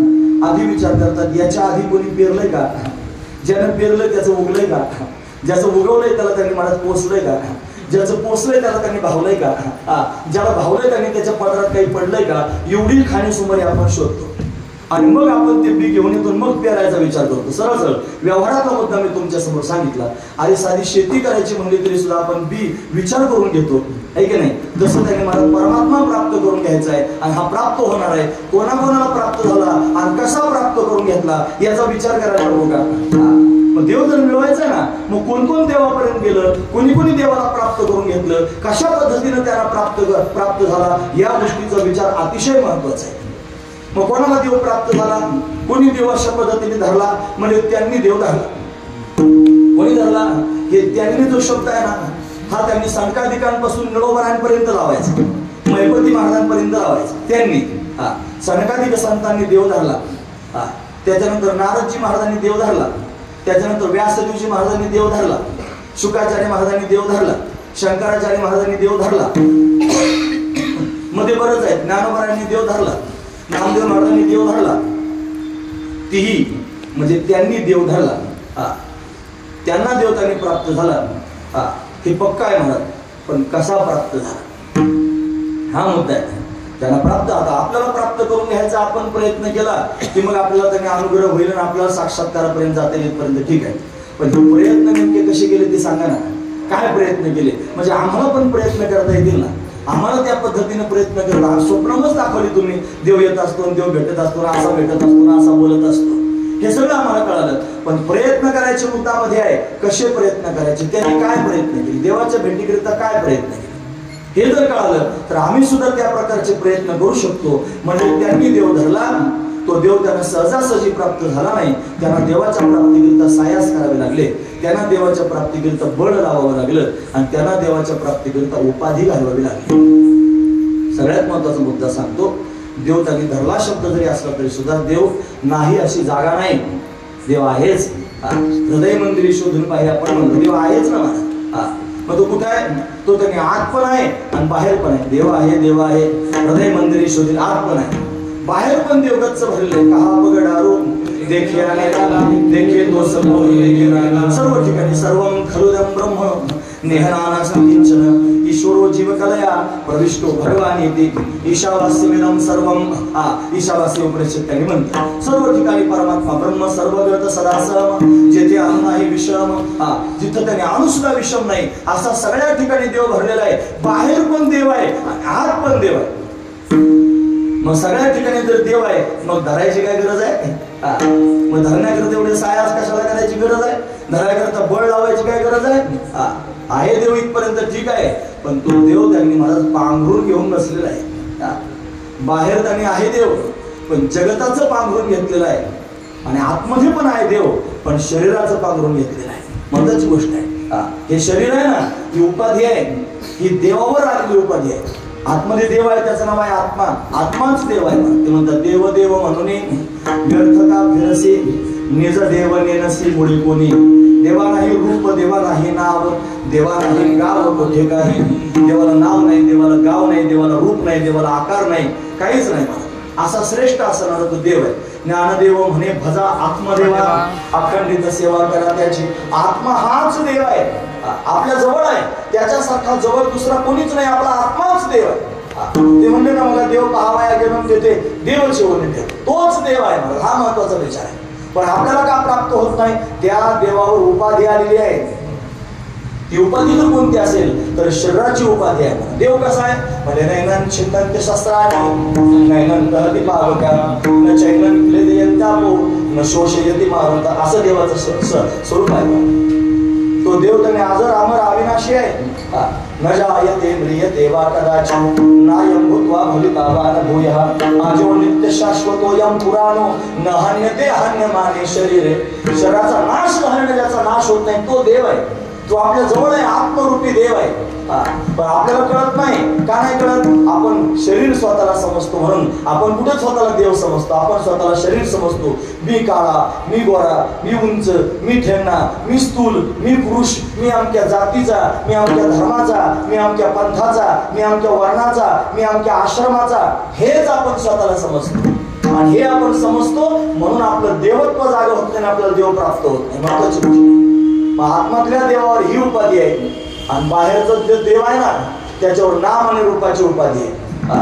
हे दिसणारं जे जगत दिसतं ना, की वेगवेगळ्या रूपानं दिसतं, की लाईटिंग बघायचं, कुठं पिवळं दिसतंय, कुठं निळं दिसतंय, कुठं लाल दिसतंय, कुठं हिरवं दिसतंय, हे सगळे विविधतेचे रंग आपल्या डोळ्यासमोर पाहायला मिळतात. वरती पत्रे दिसत आहेत, खाली त्यांनी मला सुंदर असणार ते ग्रिल दिसतंय, हे मंडप लावलेला दिसतोय, ते लेकरं त्यांनी उभे राहिलेले दिसतात, टाळतरी दिसतात, मृदंग दिसतो, हे सगळं भिन्नत्व दिसतं. पण जरी हे भिन्नत्व असलं तरी सुद्धा हे सगळंच सगळं भिन्नत्व त्या परमात्म्यानं स्वतःवर धारण केलेलं आहे. हे सगळंच सगळं पांघरून देवानं आपल्या अंगावर घेतलेलं आहे. या पांघरुणाच्या आत दडलेलं आहे. या उपाधी माझी चैतन्य असे सर्वगत, ते तत्वज्ञ संत स्वीकारित. ही उपाधी आहे, जगताची उपाधी. या उपाधीच्या आत परमात्मा दडलेला आहे. तो प्राप्त करून घ्यायचा आहे. त्यांनी देव धरला, कुठला धरला? अरे त्यांनी आतही धरला आणि त्याने बाहेर धरला. हृदय बंदीखाना केला, आत विठ्ठल लावून दिला. कसा धरीला? पंढरीचा चोर, गळा बांधून या दूर. हृदय बंदीखाना केला, आत विठ्ठल कोण दिला. विठ्ठल आत कोणला, हा महत्वाचा विचार आहे. तो विठ्ठल त्यांनी महाराज बाहेर सुद्धा प्रत्यक्ष त्यांना दिसायला लागला. त्यांनी काय केलं? त्याला पाहण्याकरिता त्याच्यावरचं टरफल बाजूला केलं, नाम आणि रूपाचं. त्याचा अधिष्ठान असणारा याच्यात प्रक्रिया घडलेल्या आहेत वेदांताच्या. मी जर वेदांताच्या प्रक्रिया सांगितलं आतापर्यंत फार चांगलं चाललेलं आहे, खरं सांगतो मी. म्हणजे तुम्ही काय आडाने आहात असं मला म्हणायचं नाही, पण वेदांताच्या प्रक्रिया करण्याकरिता परिभाषा काढावी लागते. वेदांताच्या प्रक्रिया करण्याकरिता नजर असावी लागते. गुरुजी त्यांनी प्रश्न विचारायचे लोकांना, सांगा परमार्थ कोणाचा, गरीबाचा का श्रीमंताचा? लोक भांडायचे, ते म्हणायचे कोणी म्हणायचं गरीबाचा, कोणी म्हणायचं श्रीमंताचा. मग ते म्हणायचे भांडू नका, परमार्थ गरीबाचा नाही, श्रीमंताचा नाही, परमार्थ हा त्यांनी नजरेचा. ज्याला नजर आली त्याचा परमार्थ. ज्याला परमार्थाची नजरच नसेल त्याचं काय कामाचा परमार्थ? वेदांत ज्ञान जर श्रवण करायचं असेल तर पुन्हा त्यांनी भाऊंचं वाक्य आहे का, ते म्हणायचे ज्ञान कळण्याकरिता बुद्धी असावी लागते, ज्ञान पटण्याकरिता पुण्य असावं लागते, आणि ज्ञान झेपण्याकरिता अधिकार असावा लागतो. जर बुद्धी नसेल ज्ञान कळणार नाही, पुण्य नसेल तर ज्ञान त्यांनी पटणार नाही, आणि अधिकार नसेल तर ज्ञान झेपणार नाही. पण ज्ञान झेपण्याकरिता आधी अधिकार तयार करून घेतला पाहिजे, महत्वाची गोष्ट आहे. उगाच संत आले आणि त्यांनी सांगितलं तत्वमसी, ते ब्रह्मत्व सांगितलं महावाक्य, त्याला लगेच कसं कळेल? त्याच्या ठिकाणी प्रमाण असंभावना, प्रमेय असंभावना, विपरीत भावना, एवढ्या भावना गच्च भरलेल्या आहेत. मग त्यांनी महाराज वेदांताचं श्रवण करत असताना आधी त्यांनी यज्ञाधिकर्माने उपासना बहिरंग साधना करायची. मग त्याने विवेक, वैराग्य, शमती, षटक, मुमुक्षुत्व धारण करायचं. मग त्याने श्रवण, मनन, निधिध्यासन करायचं. मग त्याने तत्वम पदार्थ शोधन करायचं, आणि मग तत्वमसी महावाक्य श्रवण करायचं, आणि त्या महावाक्याच्या माध्यमातून त्याचा वाच्यार्थ आणि लक्षार्थ शोधायचा, त्याच्या वाच्यार्थाचा त्याग करायचा, लक्षार्थाचं ग्रहण करायचं, म्हणजे भागत्याग लक्षणा करायची, आणि आसी पदान ऐक्य करायचं. ऐकायला अवघड वाटतंय ना, महत्वाची गोष्ट आहे, म्हणून ते अवघड सांगायचं नाही. नजर जर नसली ते कळणार नाही. सोपं सोपं सांगतोय, तुम्हाला कळेल असं सांगतोय, तुम्हाला पटेल असं सांगतोय, तुम्हाला रुचेल असं सांगतोय, तुम्हाला झेपेल असं सांगतोय. महत्वाची गोष्ट आहे. तुमचा विचार करून सांगतोय. नाही आता असं पण तुमच्या समोर मला सांगता येईल, पण ते डोक्यावरून जाईल, मला किती हात जाईल हे नाही कळालं, मग काय करायचं? म्हणून सोपं आहे का? आतमध्ये देव आहे की नाही? आहे. त्या देवावर शरीर रूपी उपाधी आलेली आहे, हे कळालं की सुट्ट आहे. बाहेर देव आहे, सगळीकडे गच्च भरते. म्हणजे विठ्ठल जळी स्थळी भरला, पिता ठाव नाही उरला, आजिम्या दृष्टीने पाहिला, विठ्ठलची विठ्ठल, सगळीकडे विठ्ठल गच्च भरला महाराज. कणाकणात विठ्ठल विस्तारला जनी, सप्तही पातळे भरून विठ्ठल व्यापक त्रिभुवनी, विठ्ठल मुनी मानसी, सगळ्या ठिकाणी विठ्ठलच विठ्ठल आहे. लाविले पिसे विश्व विठ्ठले, त्याने वेळच लावलं महाराज. बाहेर पण देव आहे आणि आत पण देव आहे, पण असून सुद्धा आपल्याला कळत नाही महाराज, असून सुद्धा कळत नाही. मग ते कीर्तन ऐकत होतो ना आपण जेवता, त्याच्यात ते दृष्टांत सांगत होते. ते टेलर होते म्हणजे, आणि त्या टेलरची त्यांनी महाराज शिवणकाम करता करता सुई हरवली, आणि ती सुई हरवल्यानंतर ती सापडच नाही. घरात त्यांनी हरवली, ती अंधार होता सगळा. सुई त्यांनी हरवली, सापडाना. आता काय करावं शोधण्याकरता काही साधने नव्हते. जरा घराच्या बाहेर आले, आणि रस्त्याच्या कडेला त्यांनी मोठे मोठे लॅम्प त्यांनी म्युन्सिपाल्टीने लावलेले होते. भला मोठा उजेड पडला होता रस्त्यावर. त्याला वाटलं इथं चांगला उजेड आहे, आपण इथंच सुई शोधूया. म्हणून त्यांनी 1 तास सुई शोधित होता त्या उजेडात बसून. दुसरा एक मनुष्य आला, तो मला काय झालं टेलर, पण माझी सुई हरवली. त्याला वाटलं बिचारा शोधतोय, आपण शोधू लागावं, पण तो पण शोधायला लागला. दोघांनी परत 1 तास शोधली, 2 तास गेले. मग त्याने हळूच विचारलं, टेलर तुमची सुई नेमकी कोणत्या ठिकाणी हरवली होती? तो मला घरातच हरवली होती. मग सुई घरात हरवली, शोधायचं काम त्यांनी रस्त्यावर चाललंय. खरं सांगा, घरात हरवलेली सुई रस्त्यावर सापडेल का? तसंच आपलं झालं महाराज. देव आतमध्येच आहे, आपण त्यांनी दुसरीकडे शोधायचा प्रयत्न करतो, कसा सापडेल? असा नाही सापडणार. तो जर शोधायचा असेल तर मूळ मुद्द्यावर जावं लागेल, मग तो त्यांनी अशा पद्धतीने सापडेल, मग तो भेटेल महाराज. काय काय पाहिलं पाहिजे? तो परमात्मा सच्चिदानंद स्वरूप आहे, तो संपूर्ण जगताचा अधिष्ठान आहे आणि दिसणारं जगत त्याच्यावर अध्यस्त आहे आणि अध्यस्त पदार्थ हा अधिष्ठान रूप असतो. या नियमानुसार त्याच्यावर जगत रूपी उपाधी आलेली आहे, ती उपाधी बाजूला केली की परमात्मा आहेच. पाणी पिण्याकरिता गेला नदीवर आणि फार शेवाळ जमा झालेलं होतं. तुम्ही खरं सांगा, शेवाळ असल्यानंतर खाली पाणी असतं की नसतं? असतंच महाराज पाणी, कारण वरती पाण्यावरच शेवाळ येतं, पाणी असतंच. मग तुम्हाला पाणी प्यायचं, शेवाळ दिसतं, आता काय करावं लागेल? हाताने हळवारपणे शेवाळ तुम्हाला बाजूला करावं लागेल. पाणी आयतच आहे, थंडगार आहे ना, वेगळं शोधायची गरज पडणार नाही, जवळच पाणी आहे. जसं पाण्यावर शेवाळ जमा झालेला आहे तसं परमात्म्यावर जगत जमा झालेलं आहे. फक्त जगत नावाचा मुद्दा बाजूला करा, परमात्मा आयताच आहे. परमात्मा आतमध्ये आहे, त्याच्यावर शरीर रूपी शेवाळ जमा झालेला आहे. ही शरीर रूपी शेवाळ त्यांनी बाजूला करा, परमात्मा ऐकाच आहे. महाराज म्हणतात, अमर आहा अमर आहा, खरे की पहा खोटे हे, खरे की पहा खोटे हे. मग काय करावं लागेल? न म्हणा देह माझा ऐसा, मग भरवसा कळेल. हे देवाची बरे, देवाची बरे,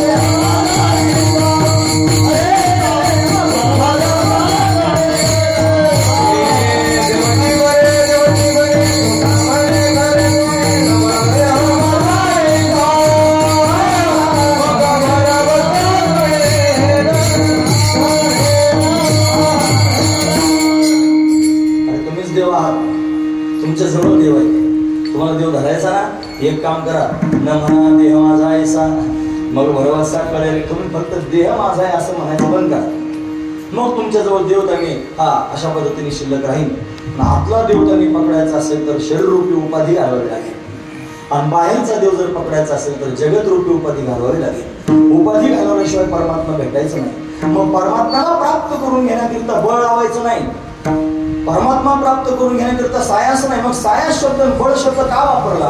त्याचं कारण उपाधी बाजूला होत नाही, त्याच्याकरिता बळ लावावं लागतं. उपाधी बाजूला होत नाही, त्याच्याकरिता सायास करावे लागतं. फार जीव जडला जातो महाराज या शरीरावर. थोडा नाकाला शेंबूड आला तरी घाबरा होतो. चल ना तितका, नको बाबा सर्दी झाली, अजून काय झालं, मग काय करायचं? इतका जीव अडकलेला आहे. फार त्याने महाराज इतका त्याने मला चिंता करतो शरीराची, बाहेरच्या लोकांची एवढी चिंता करतो, त्याला एवढी प्रिय असते बायको, तिच्या पायाला ठेस लागली की याच्या डोळ्यात पाणी येतं, किती समरसतात. हा महत्वाचा विचार आहे महाराज. खरं सांगतो मी तुम्हाला, घरादारात एवढा जीव अडकलेला असतो. जर समाज भिंत असली दोन भावांची आणि तिकडचा जर त्यांनी एखादा खेळा ठोकायला लागला, भिंत जर दणकायला लागली ना, ते धावत जाते, खेळ ठोकू नको, इथं काळजात ठोकल्यासारखं होतंय. तुमच्या लक्षात आलं? एवढा घरात जीव अडकलेला आहे. हे जीव अडकलेलं बाजूला करणं अवघड आहे, तर देव जवळच आहे. तुमचा गावात जीव अडकला, रूपात जीव अडकला, देशात जीव अडकला, कालात जीव अडकला, वस्तू जीव अडकला, याच्यात जीव अडकलेला आहे म्हणून जवळ असलेला देव भेटत नाही. या शरीरात जीव अडकला म्हणून देव असून त्यांनी आपल्याला कळत नाही.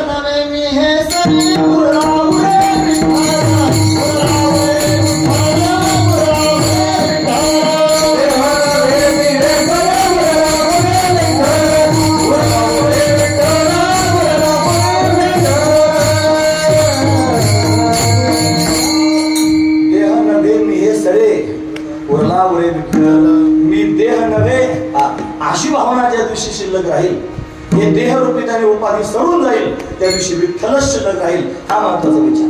मग त्यांनी देव धरला, कोणी यादी सांगितले मी तुम्हाला, संकाधिकांपासून निळोबरांपर्यंत कोणी त्यांनी हा तीही शब्द लावायचा अभंगातला त्यांच्याकडे, त्यांनी देव धरला. कसा धरला? बळ लावावं लागलं देव धरण्याकरिता आणि सायास करावे लागले देव धरण्याकरिता.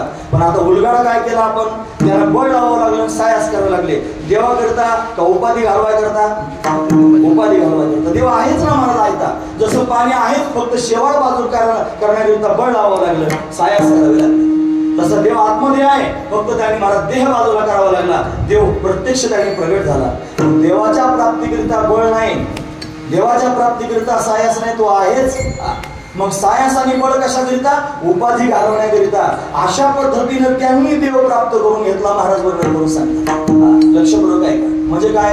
आधी सगळ्यात पहिला मुद्दा, जगामध्ये देव आहे हे पटलं, देव भेटत असतो हे पटलं, मला पण भेटू शकतो हा आत्मविश्वास निर्माण झाला, मला देवाला भेटायची इच्छा आहे ही भावना तयार झाली, मी देवाच्या भेटीकरिता प्रयत्न करायला लागलो, मग देवानं माझ्यावर अनुग्रह केला, मग देवाच्या साक्षात्कारापर्यंत मी त्यांनी गेलो आणि मग देवानं मला हे सुचवलं, तर मी पाहिजे असलो तर अशा पद्धतीने ये, काय कर, तुला उपाधी बाजूला करावी लागेल, मग मी भेटेल. मग उपाधीचा विचार केला. बाहेरही देव आहे, आतही देव आहे. बाहेर जगताची उपाधी आहे आणि आतमध्ये त्यांनी आत्मा आहे, त्याच्यावर शरीराची उपाधी आहे, ही घालवली पाहिजे. मग विचाराच्या मुद्द्यावर गेलो आणि विचाराच्या मुद्द्यावर जाऊन त्यांनी महाराज जगतरूपी उपाधीचाही बाध केला आणि शरीररूपी उपाधीचाही बाध केला. हे सहजासहजी करता येत नाही, त्याच्याकरिता दोन विशेष शब्द वापरले, बळ आणि सायास. ही उपाधी घालवण्याकरिता बळ लावलं, बळ लावून घालवलीच उपाधी, सायास करून घालवलीच उपाधी आणि मग उपाधी घालून परमात्मा प्राप्त करून घेतला. कोणी? त्यांनी. अजून नाही आपण, हे कोणी? त्यांनी. आपल्याला अजून सुरुवात करायची आहे. हे कोणी केलं? त्यांनी केलं. म्हणून तर सांगतात त्यांनी असं केलं.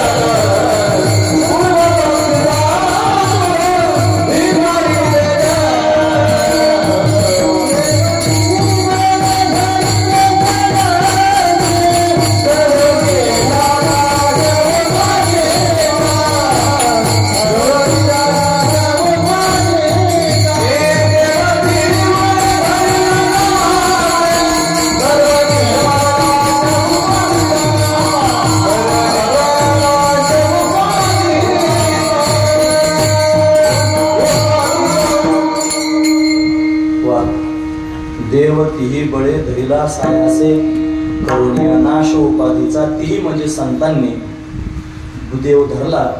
कसा धरला? सायास करून बळजबरीनं धरला. देव त्यांनी धरला.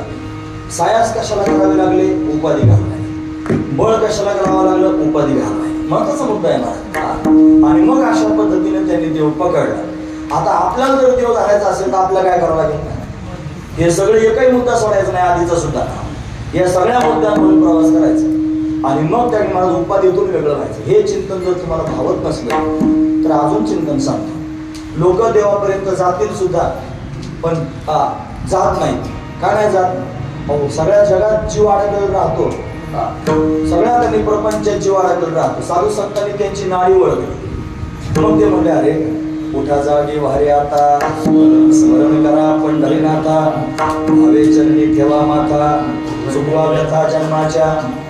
यादी ऐका बरं आता. धन दारा पुत्र जन बंधू सोयरे विष्णू सर्व मिथ्या हे जाणून शरण रिभा देवासी.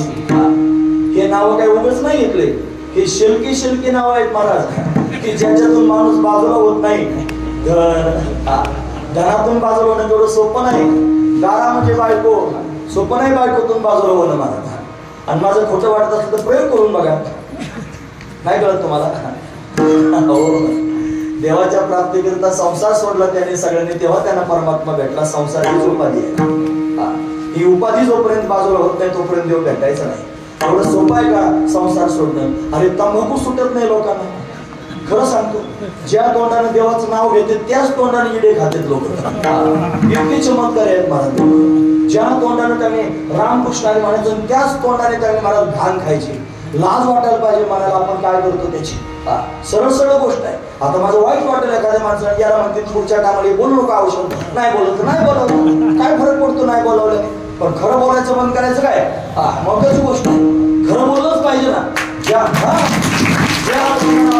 देव देव करतो त्यांनी देवाचं नाव घेतो, त्याच तोंडाने जर आपण शिव्या देत असलो, त्याच तोंडाने जर आपण त्यांनी अभक्ष भक्षण करीत असलो तर मग काय कामाचं महाराज? साधी तंबाखू सुटत नाही, संसार सोडायला निघाले. संसार हीच उपाधी आहे. संसार रूपी उपाधी सोडण्याकरिता बळ लावावं लागतं, सायास करावं लागतात महाराज. एका जणाला हवा भरली मित्रांनी, म्हणा रे पंढरीला जावं, पंढरीची वारी करावी, किती चांगली गोष्ट आहे. सगळे वारकरी जातात, काय करतो घर कोंबड्यासारखा घरात, चल ना पंढरपूरला. आता त्याचं ऐकलं महाराज त्यानं, आणि ऐकल्यानंतर त्याने लगेच ताबडतोब ती आपली वळकटी भरली. एका हातात एक वळकटी, दुसऱ्या हातात एक वळकटी. निघाला की त्याची बायको त्याची वळवण करण्याकरिता वाट्या लावायला आली महाराज. ती चौकटीपर्यंत आली दरवाजाच्या. तिने अशाच चौकटीला हात लावले आणि त्यानं जसाच चौकटीच्या बाहेर त्यांनी प्रवेश केला तशी तिच्या तोंडातून फक्त 2च शब्द बाहेर पडले, अहो चालले होय. एवढंच म्हणजे खरं सांगतो. असं म्हणल्यावर मागं वळून पाहिजे, आणि मागं वळून पाहिलं की त्याची उर्मिलाच होती महाराज. तिने लक्ष्मणाची उभी राहिली होती ना 14 वर्ष, तशी जस काय वारी तर उभीच राहणार आहे अशी चौकटीला हात लावून उभी होती. आणि तिच्या तोंडाकडे पाहिलं, तिचे आटच डोळे भरून आले, डोळ्याला पाणी आलं. तिच्या डोळ्यातलं पाणी पाहिल्याबरोबर याच्या हातातल्या पिशव्या कधी कळाल्या त्याला कळालंच नाही. एवढा अवघड आहे सुटणं. खरं सांगतो, ही लाडी आहे आणि ती गोडी लावते, आणि त्या लाडीच्या गोडीमध्ये लाडी गोडी होते. आणि मग मात्र त्यांनी याला प्रपंच त्यांनी सुटत नाही. आणि साधा प्रपंच सुटत नाही. हीच उपाधी आहे. ही उपाधी घालवण्याकरिता बळ लावावं लागेल, मनाला घट्ट करावं लागेल. ही उपाधी घालवण्याकरिता सायास करावे लागतील, मनाला समजून सांगावं लागेल की हे काही कामाचं नाही, ते कामाचं आहे, तिकडे चल, तर देव प्राप्त होईल. नाही तर देव म्हणतो मी काय असं नाही भेटत भाऊ. खरं सांगू का मी तुम्हाला, देव पण आपल्यासारखाच आहे.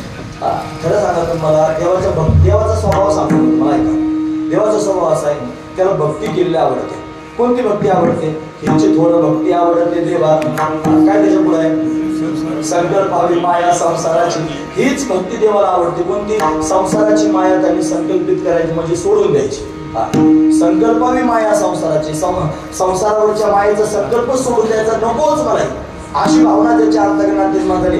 त्याला परमात्मा म्हणजे देव म्हणतो संसाराचा छंद करू नको, माझा छंद कर. आपण संसारातले माणसात लक्ष करू काय का? एखाद्या नवऱ्याला कधी असं वाटतं का माझ्या बायकोनं माझ्यावरही प्रेम करावं, थोडं दिन असल्यावर शेजाऱ्यावर पण करावं? एखाद्या नवऱ्याला खरंच कधी असं वाटेल का? नाही. एखाद्या बाईला तरी असं वाटेल का की माझ्या नवऱ्याने माझ्यावरही प्रेम करावं, थोडं शेजाऱ्यावर पण करावं? असं जमतंय का? का नाही जमत? अरे एकनिष्ठता. त्याला वाटतं माझी बायको माझीच असली पाहिजे, तिला वाटतं माझा नवरा फक्त माझाच असला पाहिजे. अरे मग तुम्हाला वाटतं बायको माझीच असली पाहिजे, नवरा माझाच असला पाहिजे, मग फक्त माझाच असला पाहिजे. भक्त म्हणजे बायकोचा थोडा, पोराचा थोडा, घराचा थोडा, भावंडांचा थोडा, सोयऱ्यांचा थोडा, उरल्यानंतर हरिभक्ती पर्यंत. म्हणजे नगरची मन सांगतो, एक पोलन 17 ठिकाणी येतं. असं याच्यावर थोडं त्याच्यावर थोडं, सगळ्यांवर प्रेम करायचं, उरलेलं प्रेम देवावर करायचं. देव काय असं तसं आहे का? देवाचं असं म्हणणं आहे, या सगळ्यांवरचं त्यांनी मला बंद करून टाकत, माझ्या एकट्यावर कर, मी तुला भेटेल. सरळ गोष्ट आहे. आपण प्रपंचातले लोक जर एकमेकाबरोबर एकनिष्ठतेची अपेक्षा करतो तर देव आपल्याबरोबर एकनिष्ठतेची अपेक्षा नाही करणार का? म्हणून देवाला जर प्राप्त करून घ्यायचं असलं तर आधी उपाधी घालवावी लागेल, आणि ही संसाराची उपाधी आहे, आणि ती घालवण्याकरिता बळ लावावं लागेल, ती घालवण्याकरिता सायास करावे लागतील, उपाधी घालवावं लागेल, मग देव धरता येईल. अशा पद्धतीने त्यांनी देव धरला. देव तीही बळे धरिला सायास करून या नाश उपाधीचा त्याने उपाधी घालवली आणि परमात्म्याला प्राप्त करून घेतलं. फार महत्वाचा मुद्दा आहे. महाराज तुमचं म्हणणं आम्हाला पटलं. तुम्ही उपाधी जर नाही घालवली ना, तुम्हाला काय वाटतं उपाधी सुटणार नाही? सुटेल ना महाराज, एका गुचकीत सुटते महाराज उपाधी. नाही कळलं तुम्हाला? गुचकी का खलास लगेच आधी सोडून सगळा संसार बाबा भगवंताचं चिंतन कर, आपल्याच्याने होत नाही.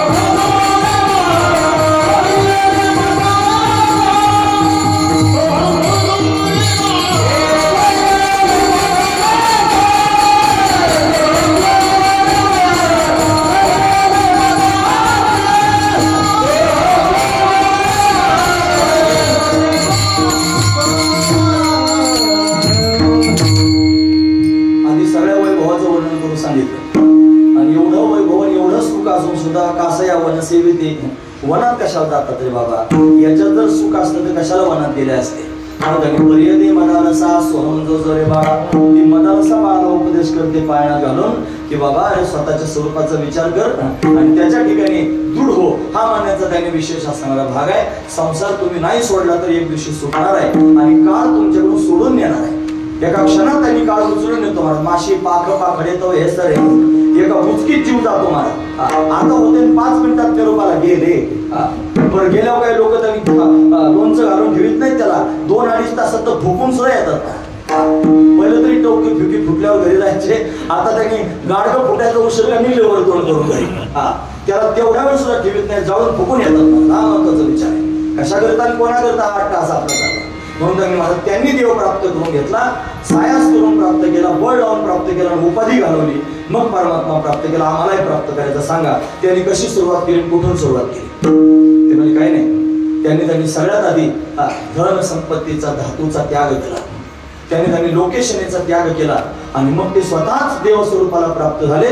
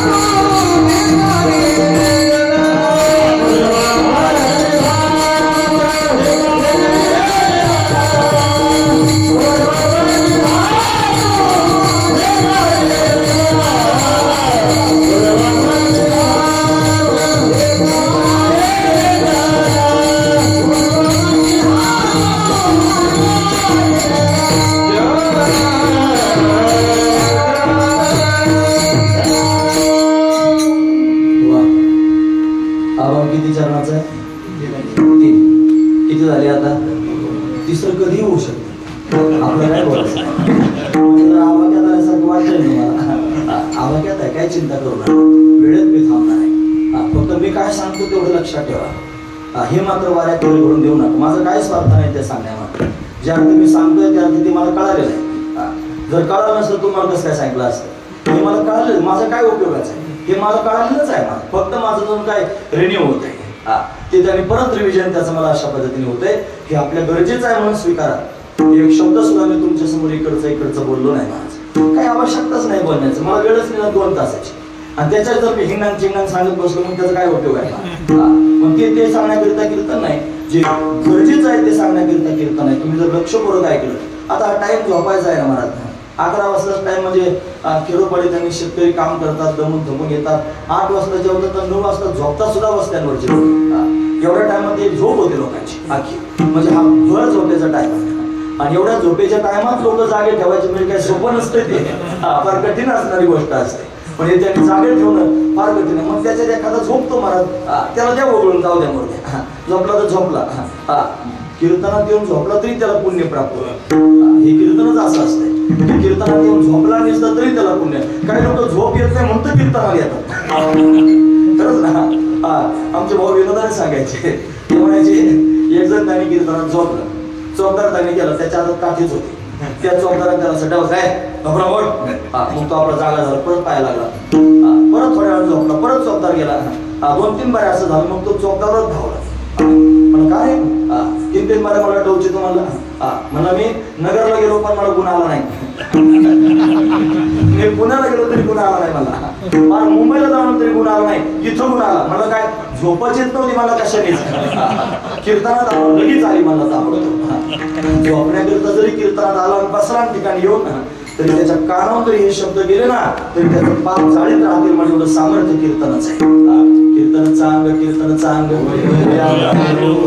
सामर्थ्य कीर्तनात आहे. म्हणून त्याने मला झोपायचा टाइम आहे तरी सुद्धा तुम्ही जागे आहात आणि फार छान ऐकतात, त्याचं मला समाधान आहे. 2 चरण तर झालेले, आता 3रा त्याने मुद्दा शिल्लक राहिला, तेवढा सांगून मी थांबणार आहे. पूर्व पक्षी धातू धिक्कारेले जग, याच्यावर थोडं बोलायचं आहे. पूर्व पक्षी म्हणजे सुरुवातीला धातू म्हणजे संपत्ती आणि जग म्हणजे लोक, याचा त्याग केला पाहिजे. हे सोपं नाही, सगळ्यात अवघड हेच 2 मुद्दे आहेत. भाऊ म्हणायचे 3 प्रकारच्या ईशना असतात, एक आहे पुत्रेशना, ऐकतात ना तुम्ही, दुसरी आहे दारेशना, तिसरी आहे वित्तेशना आणि चौथी लोकेशन. या 3 प्रकारच्या ज्या इशारा आहेत ना त्या लोकांना टाळता येऊ शकतात, पण चौथी मात्र टाळता येत नाही. पुत्रेशना, मुलगा व्हावा ही इच्छा, औरस पुत्र प्राप्त व्हावा, माझा वंश वाढावा अशी मनातली इच्छा, ही मनाची पुत्रेशना. भाऊ बाबा होते ना, भगवान बाबा आणि वामन भाऊ, वामन भाऊला वाचा शुद्धी होती म्हणतात, आणि लोक त्यांनी म्हणत वामन भाऊकडे जायचे, एक शब्द जरी बोलले तरी खरं व्हायचं असं त्यांनी म्हणत होतं. मग त्यांचं त्यांनी खरं व्हायचं म्हणून एक मनुष्य गेला, त्याला मुलगा नव्हता, म्हणजे त्यांनी त्याच्या मनात भाव होता मुलगा झाला पाहिजे. मग गेला भाऊला म्हणला, भाऊ मला मुलगा झाला पाहिजे. त्याने आपल्या भोळ्या बाबड्या भावने दिला त्यांना नारळ, घे म्हणजे जाय मुलगा होईल. गेला, पुढच्या वर्षी परत आला, म्हणला भाऊ मागच्या वर्षी नारळ दिलं पण मुलगा नाही झाला, पण ह्या वर्षी परत नारळ दिला, परत पुढच्या वर्षी आला. मग त्यांनी म्हणजे त्यांनी भाऊ मला परत नारळ दिला, 2 बारे नारळ दिला पण मुलगा नाही झाला. ते म्हणजे बाळा तुझं लग्न होऊन किती दिवस झाले, तो मला अजून लग्नच नाही झालं, म्हणजे बापाला तुझं लग्नच अजून झालं नाही, तुझ्या बापाला मुलगा होईल का, आता खरं सांगतो, आता हा महत्वाचा विचार आहे. मुलगा व्हायचा म्हटल्यावर पत्नीची गरज आहे की नाही, हा महत्वाचा विचार. म्हणजे पुत्रेशना दारेशना म्हणजे पत्नी असली पाहिजे, औरस पुत्र जर प्राप्त करून घ्यायचा असेल तर.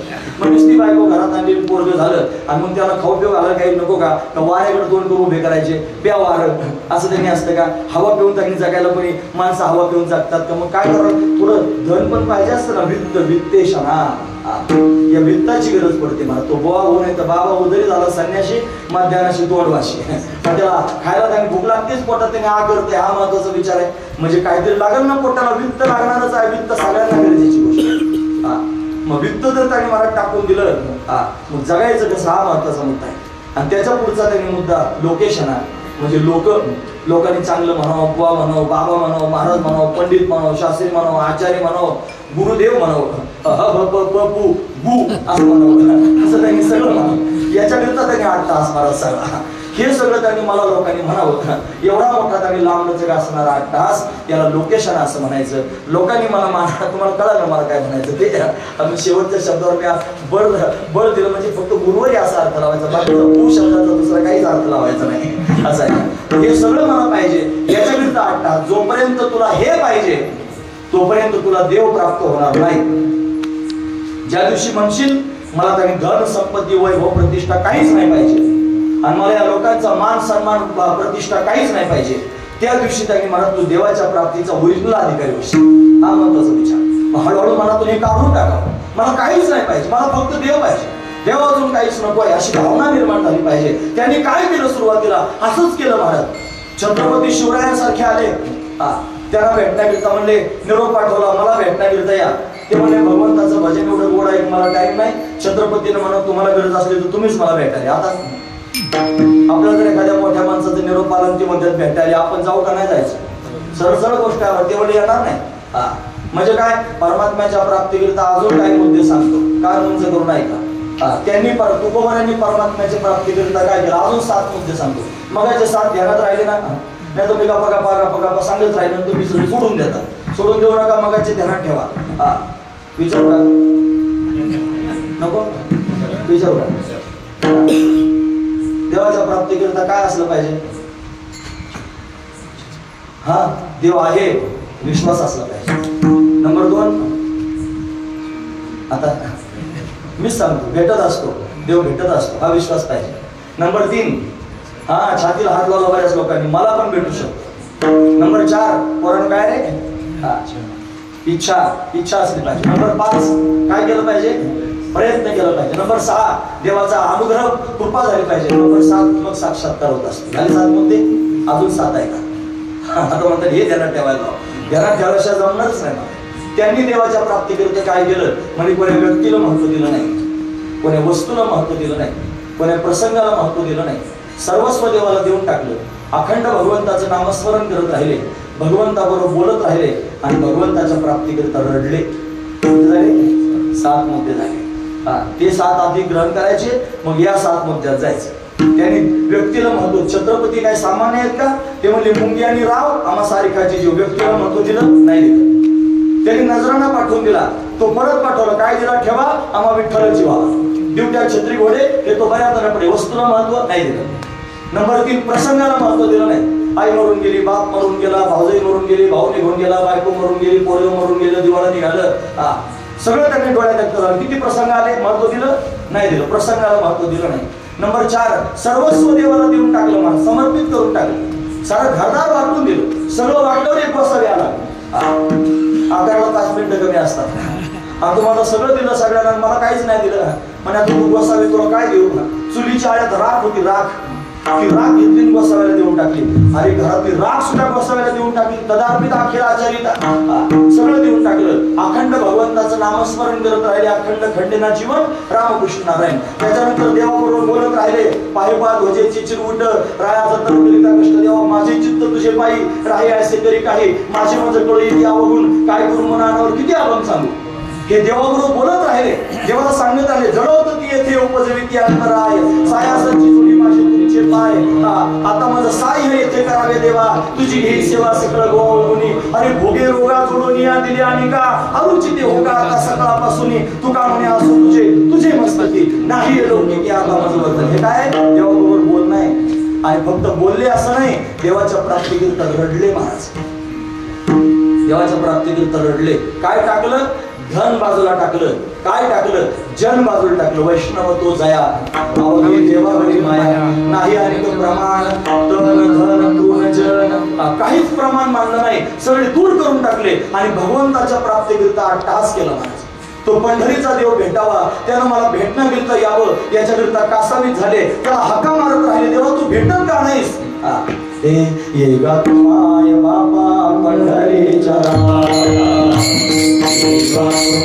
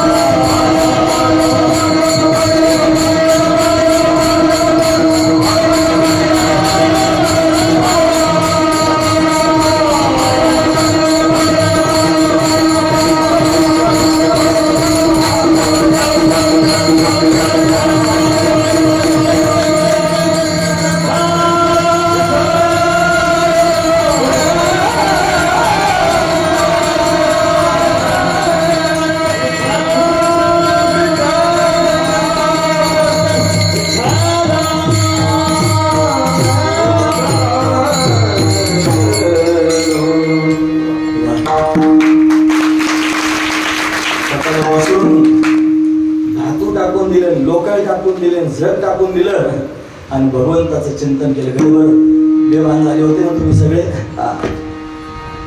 11च्या पुढे गेले असते तर नसते झाले. अजून आवाक्यात आहे. मग तुम्हाला बोलायला जागा नाही म्हणून तुम्ही सगळं विसरून बेभान अशाच बेभान व्हा भगवंताकरिता. मग त्यांनी असाच परमात्मा धरला. देवती ही बळे धरिला सायासे करुण्या नाश उपाधीचा पूर्व पक्षी धातू धिकारिले जन. मग त्यांनी भगवंताकरिता रडले. अक्षरशः देव का भेटत नाही. वाटोली पाहता शिनेले डोळले दावीसी पावले कै डोळा तू माय माऊली कृपेची सावली विठ्ठले पाहिली वास तुझी. अरे काबा मोकलिले कोणा निर्मिले कठीण कैसे झाले हृदय तुझे. तू का म्हणे माझ्या आसावल्या माया तुझं क्षेम द्यावा या पांडुरंगा. तुला आलिंगन देण्याकरिता माझे हात आसावलेले देवा. कधीतरी प्रगट होऊन मला भेटशील अशी भावना अंतकरणात निर्माण केली. आणि मग देव भेटला. महाराज आम्हाला लगेच भेटला पाहिजे. लगेच नाही भेटणार. मग भेटेल ना पण एकदम नाही भेटणार. तुम्हाला अनुभवानं हळूहळू हळूहळू त्याची गोडी कळेल. महाराज वर्णन करून सांगतात.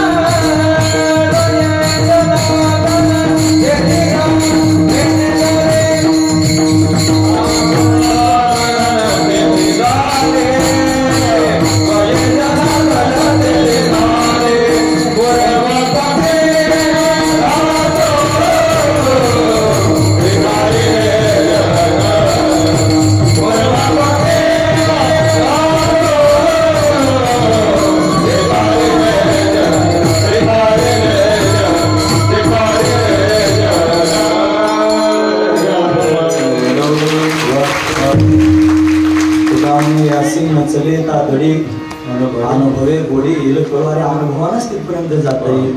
त्याला घाई करून चालणार नाही, पण हळूहळू हळूहळू धातूचा त्याग करा, मग जनाचा त्याग करा, आणि मग हळूहळू हळू काही म्हणत त्या मुद्द्यापर्यंत जा, परमात्म्यापर्यंत जाता येईल. कोण कोण गेलं माहिती आहे सांगू का? हे ज्ञानेश्वर